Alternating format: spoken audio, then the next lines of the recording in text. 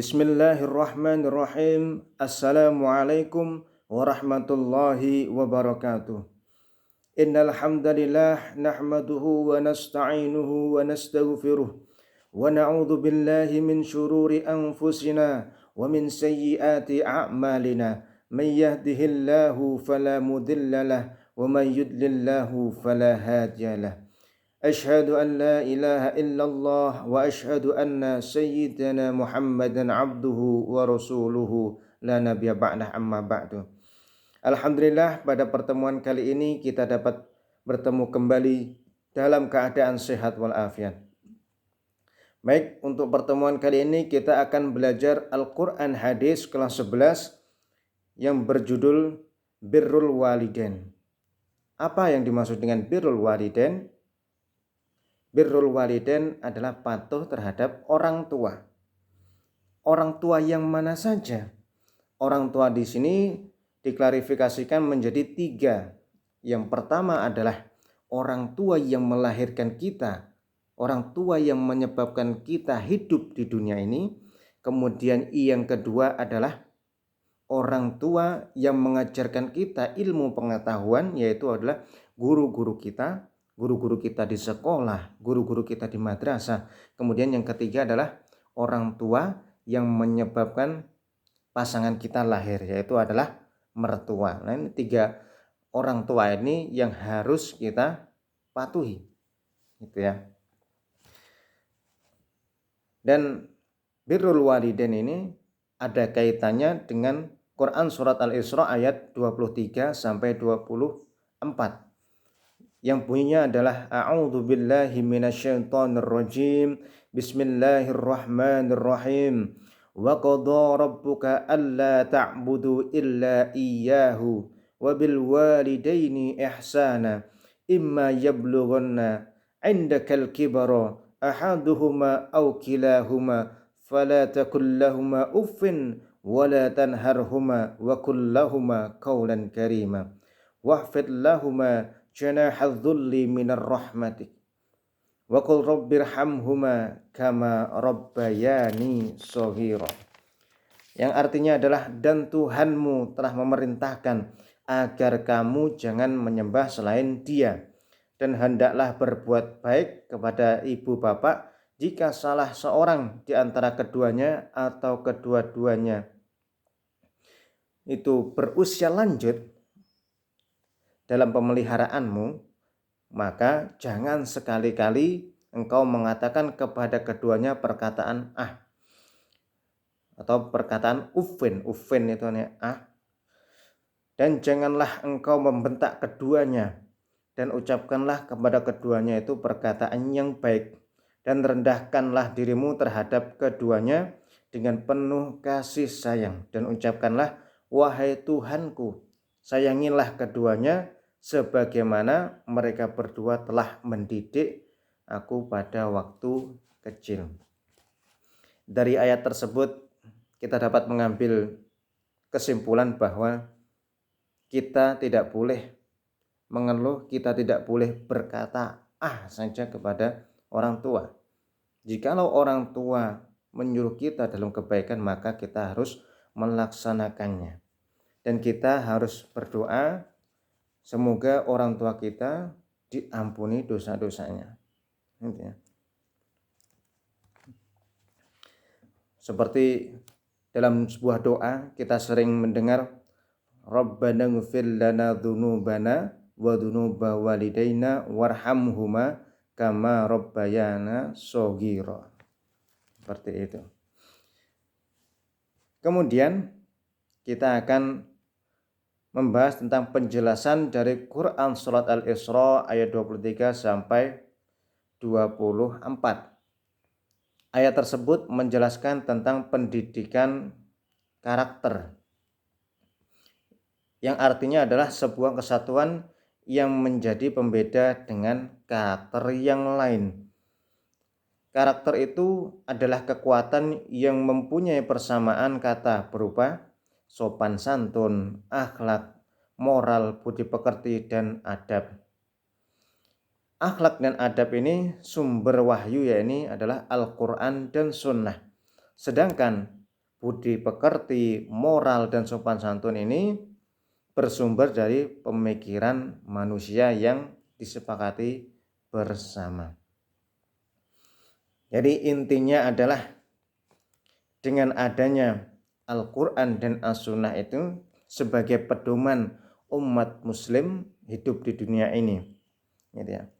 Dari Al-Quran dan As-Sunnah itu kita dapat belajar tentang akhlak, kita dapat belajar tentang adab, sopan santun, dan lain sebagainya. Agar kita dapat menghormati orang tua kita.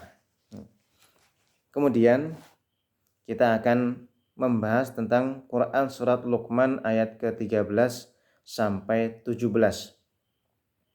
Yang bunyinya adalah A'udzu billahi minasyaitonir rajim. Bismillahirrahmanirrahim. Wa idh qala Luqmanu li ibnihi wa huwa ya'idhuhu ya bunayya la tusyrik billah innasyirka la dzulmun 'adzim. Wa wassayna al-insana biwalidayhi hamalathu ummuhu wahnan 'ala wahnin wa fisaluhu fi 'amaini anishkur li wa liwalidayka ilayyal masir. Wa in jahadaka 'ala an tusyrika bi ma laysa laka bihi ilmun fala tuti'huma wa sahibhuma fid dunya ma'rufan wattabi' sabila man anaba ilayya thumma ilayya marji'ukum fa unabbi'ukum bima kuntum ta'malun.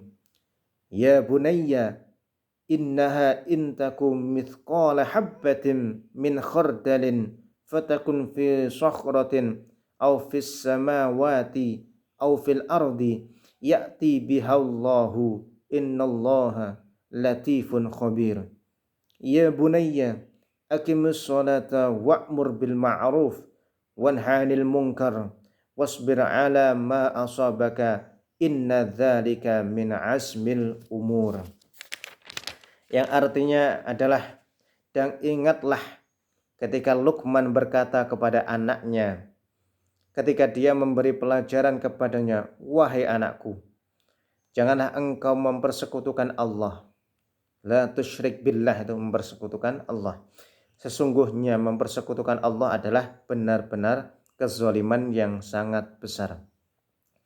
Dan kami perintahkan kepada manusia agar berbuat baik kepada kedua orang tuanya. Ibunya telah mengandungnya dalam keadaan lemah yang bertambah-tambah dan menyapihnya dalam usia 2 tahun. Bersyukurlah kepadaku dan kepada kedua orang tuamu, hanya kepada aku kembalimu. Dan jika keduanya memaksamu untuk mempersekutukan aku dengan sesuatu yang engkau tidak mempunyai ilmu tentang itu, maka janganlah engkau menaati keduanya, dan pergaulilah keduanya di dunia dengan baik, dan ikutilah jalan yang kembali kepadaku. Kemudian hanya kepadaku tempat kembalimu, maka akan aku beritahukan kepadamu apa yang telah aku kerjakan. Luqman pun berkata, wahai anakku, sungguh jika ada sesuatu perbuatan seberat biji sawi dan berada dalam batu atau di langit atau di bumi, niscaya Allah akan memberinya balasan. Sesungguhnya Allah maha halus, maha teliti. Wahai anakku, laksanakanlah sholat dan suruhlah manusia berbuat yang ma'ruf dan cegahlah mereka dari yang mungkar, dan bersabarlah terhadap apa yang menimpamu. Sesungguhnya yang demikian itu termasuk perkara yang sangat penting.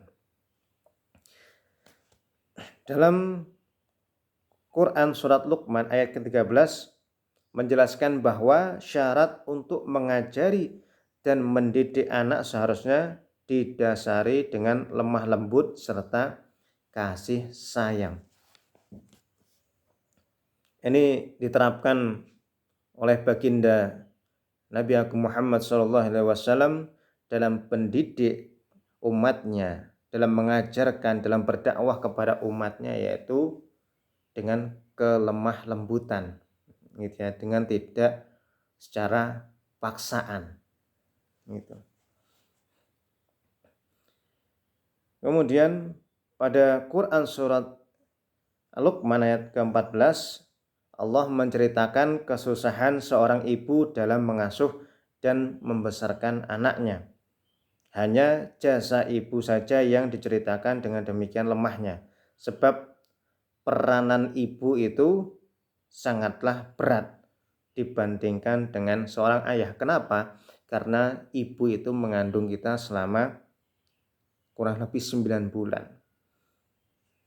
Maka dari itu kehormatan kita terhadap ibu itu yang harus lebih diutamakan. Kemudian surat Al-Luqman ayat ke-15 menerangkan tentang larangan taat kepada orang tua dalam berbuat maksiat. Jikalau orang tua kita menyuruh kita terhadap kemaksiatan, kemungkaran, maka kita harus menjauhinya atau menolaknya. Tapi kalau orang tua kita menyuruh kita ke jalan kebaikan, menyuruh kita beribadah, maka kita harus mengikutinya, kita harus menuruti keinginan dari orang tua, karena itu sifatnya adalah kebaikan. Ya. Kemudian pada ayat ke-16 terdapat lafal latif yang artinya adalah lembut. Dari makna ini muncullah arti ketersembunyian dan ketelitian.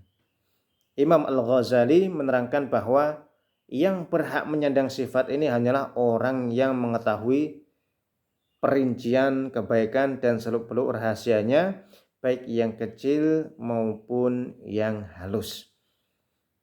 Ya, seperti yang saya ceritakan tadi bahwa Rasulullah itu mendidik, berdakwah kepada umatnya dengan cara kelemah lembutan, bil latif, gitu ya. Dan kemudian ayat yang ke-17 menerangkan tentang amar ma'ruf nahi mungkar. Ini merupakan puncak atau pangkalnya. Ini seperti contohnya adalah sholat. Amal soleh yang tergambar adalah buah dari pelaksanaan ibadah sholat yang dikerjakan dengan benar. Nah ini amar ma'ruf nahi mungkar, yang mengerjakan kebaikan serta menjauhi larangan-larangan dari Allah Subhanahu wa ta'ala. Baik, untuk pertemuan kali ini kita sudahi terlebih dahulu. Kita sudah membahas tentang dalil-dalil, kita sudah membahas tentang ayat-ayat Al-Quran yang berkenaan dengan birrul walidain, atau menghormati orang tua, gitu ya. Untuk selanjutnya nanti kita akan membahas tentang sunnah atau hadis-hadis yang berkaitan juga dengan birrul walidain. Baik, terima kasih. Semoga video ini bermanfaat. Akhirul kalam, wabillahi taufiq wal hidayah wa ridha wal inayah. Wassalamualaikum warahmatullahi wabarakatuh.